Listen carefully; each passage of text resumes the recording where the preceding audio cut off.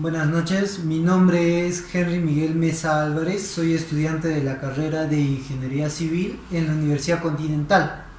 Hoy voy a exponer sobre la evaporación, específicamente los elementos que intervienen en la evaporación.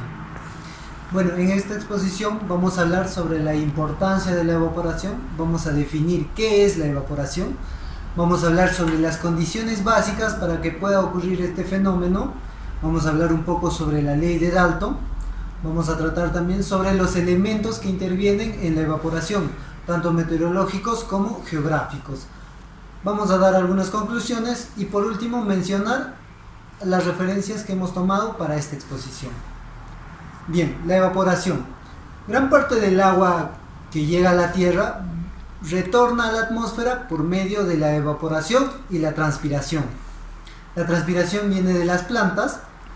Bueno, todo este fenómeno se llama evapotranspiración y es muy importante en el ciclo hidrológico, puesto que más del 70% del agua que cae sobre el suelo retorna a la atmósfera por medio de la evapotranspiración. Pero ¿por qué es importante estudiar la evaporación?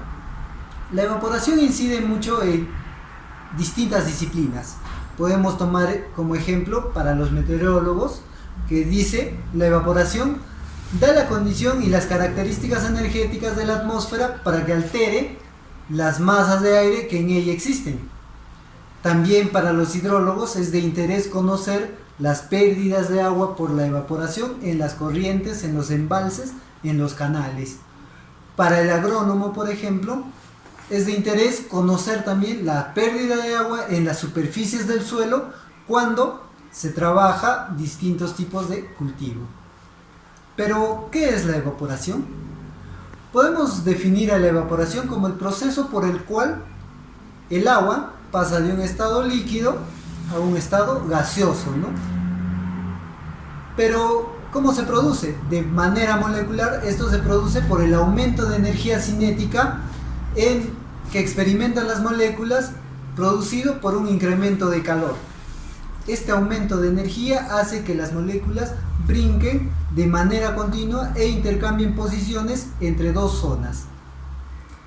Bueno, Monsalve Sáenz nos define la evaporación como el proceso por el cual el agua líquida pasa del estado de condición de líquida a estado de vapor.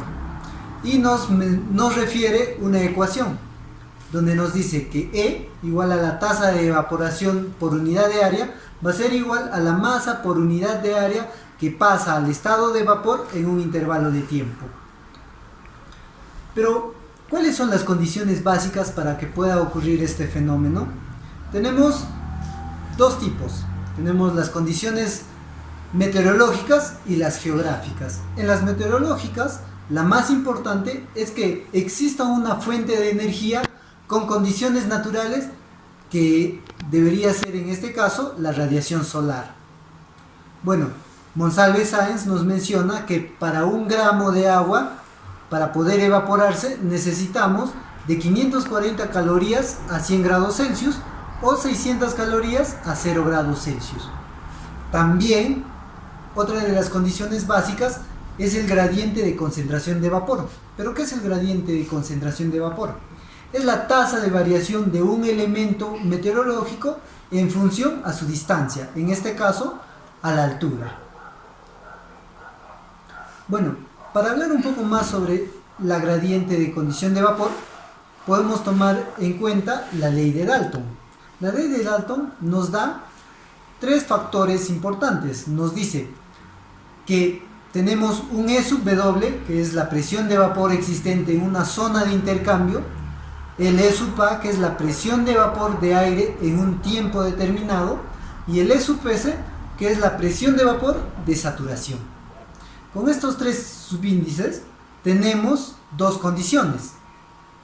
Cuando la presión de vapor de saturación es mayor a la presión de vapor en la zona de intercambio, sucede evaporación, siempre y cuando la presión de vapor de aire en ese tiempo sea también mayor a la presión de vapor en la zona de intercambio.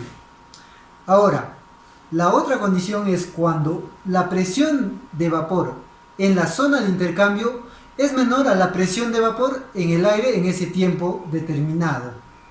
En este caso, se iguala la presión de vapor de aire y la presión de vapor de saturación y comienza a ocurrir un fenómeno distinto a lo que estamos tratando, totalmente contrario, que sería la condensación. Con esto definido, podemos resumirlo con la ley de Dalton, que nos dice: la evaporación es proporcional al gradiente de vapor que existe en la zona de intercambio y la atmósfera. Bien, luego, otros de los factores que intervienen también en este fenómeno de manera meteorológica está la temperatura de la superficie, que nos dice la variación en la intensidad de radiación que modifica la energía cinética de las moléculas cambia directamente a la evaporación. También la temperatura y la humedad que existe en el aire condiciona a la presión de vapor de aire que actúa en esta y está ligado a la evaporación. También tenemos el factor viento, que dice: modifica el estrato de aire vecino a la superficie sustituyéndolo por otro estrato, puede ser muy saturado o con nada de saturación. En este caso también modifica la intensidad de evaporación. Y por último, la presión atmosférica, pues bien sabemos que la evaporación aumenta cuando disminuye la presión atmosférica. Luego tenemos los factores geográficos. En este caso, los factores geográficos tenemos el volumen, que sería una mayor capacidad de almacenamiento de calor por una mayor cantidad de agua almacenada. La calidad del agua, puesto que la presencia de sólidos o sustancias externas al contenido de agua modifica la evaporación. Por ejemplo, el agua salada de mar frente al agua dulce en los ríos, hay una variación del 2% en la constante de evaporación. Bueno, el área o superficie líquida también influye directamente a la magnitud de la evaporación. Y por último podemos mencionar que existe evaporación en el suelo, exactamente a la última capa superficial del suelo. Hay evaporación en el hielo, en la nieve y en otros contextos. Con esto podemos concluir que para la evaporación intervienen dos factores: los meteorológicos y los geográficos. En los meteorológicos tenemos la radiación solar, la gradiente de presiones; en los geográficos el volumen, la calidad del agua y la superficie. Para terminar, mencionamos la referencia bibliográfica a los autores que hemos tomado en cuenta. Hemos tomado en cuenta a Aparicio Mijares, Francisco Javier, en su libro Fundamentos de Hidrología de Superficie.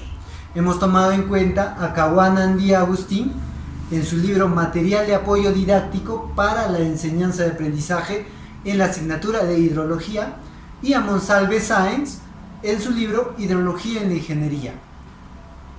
Para terminar, podemos mencionar una frase de Werner Heisenberg que nos dice: la realidad objetiva acaba de evaporarse. Muchas gracias.